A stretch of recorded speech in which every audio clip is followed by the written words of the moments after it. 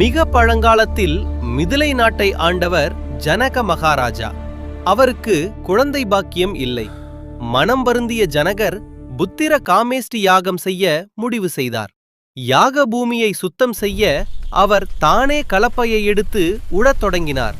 அந்த புனிதமான நிலத்தில் கலப்பை சென்ற இடமெல்லாம் தங்க ஒளி பரவியது. திடீரென்று கலப்பையின் முனையில் ஒரு தங்க பெட்டி தெரிந்தது. ஜனகர் ஆச்சரியத்துடன் அதை திறந்தார். உள்ளே ஒரு அழகிய குழந்தை பெண். சிரித்த முகம், தாமரை போன்ற கண்கள், தெய்வீக ஒளி வீசும் தோற்றம். அந்த குழந்தையை பார்த்ததும் ஜனகரின் கண்கள் கலங்கின. அப்போது அசரீதி ஒலித்தது. இவள் உன்னுடைய மகள்தான். இவளை நீ வளர்த்து பாசத்தோடு காப்பாற்று. இவள் பூமாதேவியின் புதல்வி. சீதை என்று பெயர் சூட்டு. ஏனென்றால் கலப்பையால் உழப்பட்ட நிலப்பகுதிக்கு சீதை என்று பெயர். அதனாலேயே அந்த குழந்தைக்கு சீதை என்று பெயரிட்டார் ஜனகர்.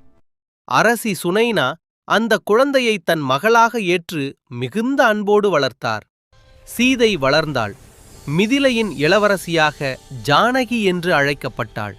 அவள் வளரும்போதே தன் தந்தையின் அருகிலிருந்து யாகங்களில் உதவி செய்தாள்.